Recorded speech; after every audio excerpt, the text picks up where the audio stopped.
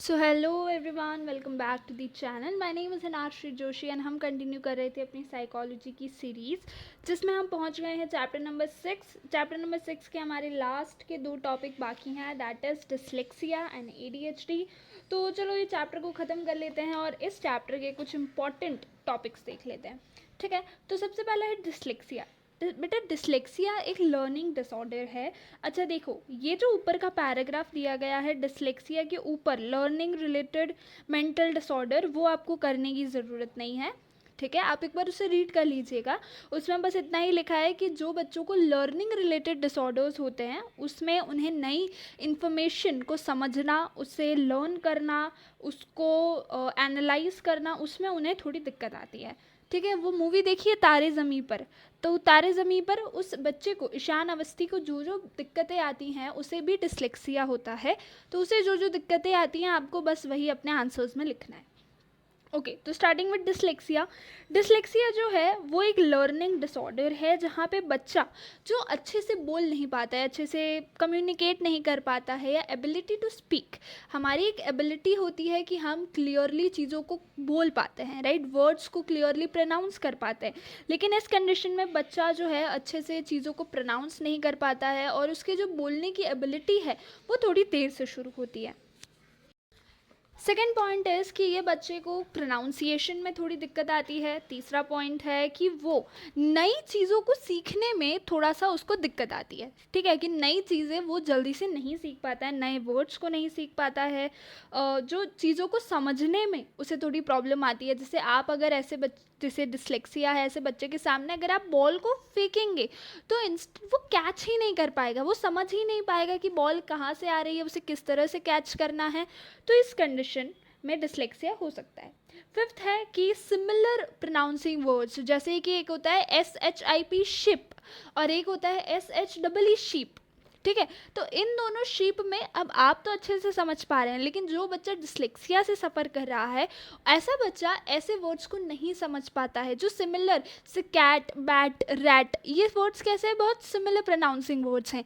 ऐसे वर्ड्स को भी समझने में बच्चे को थोड़ी दिक्कत आती है। फिर ऐसे वर्ड्स जो एक जैसे लिखे जाते हैं, जैसे P हो गया, Q हो गया, BD, ये काफ़ी सिमिलर से वर्ड्स हैं और ऐसे वर्ड्स में भी बच्चे को समझने में थोड़ी दिक्कत आती है।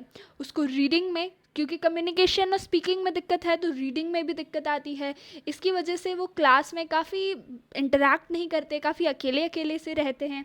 ठीक है, और लास्ट है कि उनका जो मोटिवेशन है एजुकेशन के लिए, और सिर्फ एजुकेशन के लिए नहीं, बाकी फील्ड्स में भी उनका जो मोटिवेशन है वो गिरने लगता है, वो इन्फीरियर फील करने लगते हैं।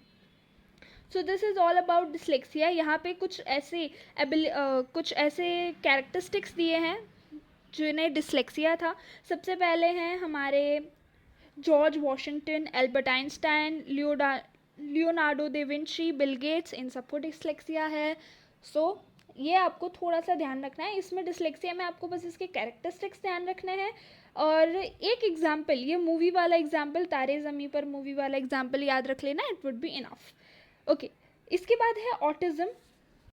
ऑटिज्म बेटा एक ऐसा डिसऑर्डर है जो नर्व सेल्स की वजह से होता है, कि एक बच्चे के जब नर्व सेल्स अच्छे से काम नहीं कर पाते तो उस कंडीशन में उसे ऑटिज्म हो सकता है। ऑटिज्म की कंडीशन में एक बच्चा जो सोशली इंटरेक्ट नहीं कर पाएगा, लोगों से बात नहीं कर पाएगा, आँखों में आँखों, मतलब देखो, अब जब किसी से भी इंटरेक्ट करते हैं ना तो हम एक दूसरे की आंखों में देखकर बातें करते हैं, राइट, हम एक दूसरे से आई कांटेक्ट कर पाते हैं। लेकिन जब इस बच्चे को ऑटिज्म है वो कभी भी आई कांटेक्ट नहीं करेगा, वो इधर उधर देखेगा, उसका कहीं ध्यान नहीं होगा, आपसे बात करने में वो हिचकिचाएगा, वो थोड़ा घबराएगा।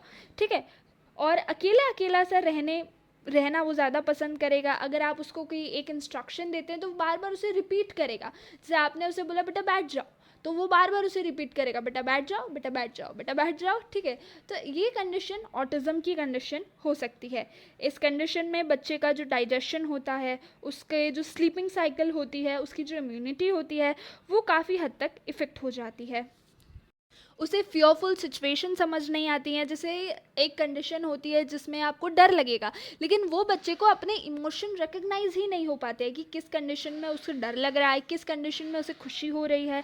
तो ये कंडीशन हो सकती है ऑटिज्म की। And the last is attention deficit hyper active disorder.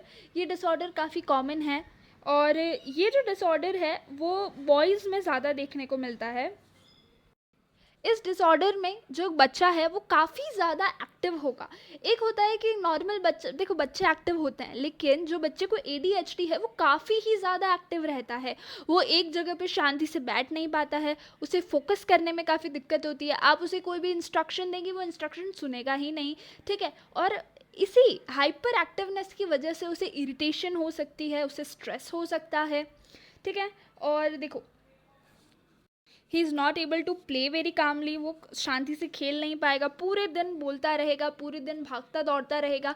वो शांति से बैठने की कोशिश भी करेगा तो उसे घबराहट होने लगेगी, उसे अच्छा फील नहीं होगा।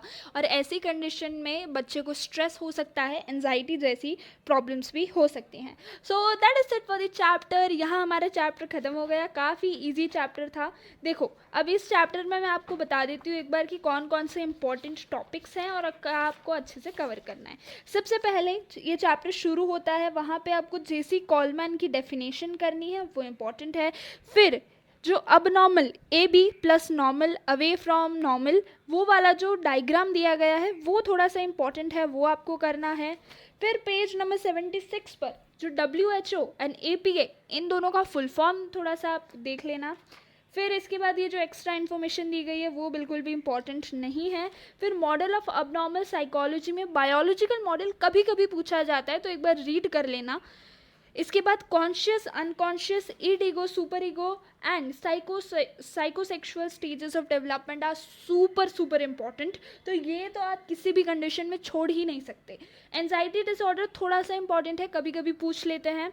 अब बिहेवियरल मॉडल बिल्कुल भी इंपॉर्टेंट नहीं है, यू कैन स्किप इट। बस इसमें इतना ध्यान रखना कि बिहेवियरल मॉडल किसने दिया है, तो JB वॉटसन ने बिहेवियरल मॉडल दिया है।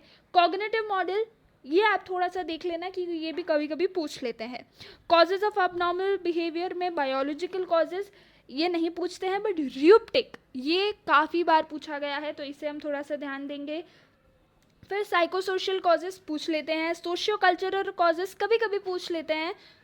और इसके बाद एंजाइटी रिलेटेड डिसऑर्डर में जनरलाइज एंजाइटी डिसऑर्डर, ये आपको ध्यान रखना है। और इसका दूसरा नाम क्या है, that is free floating anxiety, ये हमें थोड़ा सा ध्यान रखना है।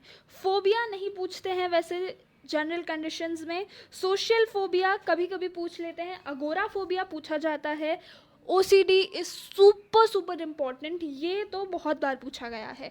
मूड डिसऑर्डर अगेन कभी भी नहीं पूछा जाता है। डिसलेक्सिया भी पूछा जाता है, ऑटिज्म नहीं पूछा जाता है, और ADHD पूछा जाता है, ठीक है। तो ये कुछ कॉन्सेप्ट्स थे जो आपको देखने थे। अगले वीडियो में हम चैप्टर नंबर 7 कंप्लीट कर लेंगे। चैप्टर नंबर 7 में हम ट्राई करेंगे कि 2 वीडियो में ये चैप्टर कंप्लीट कर लें।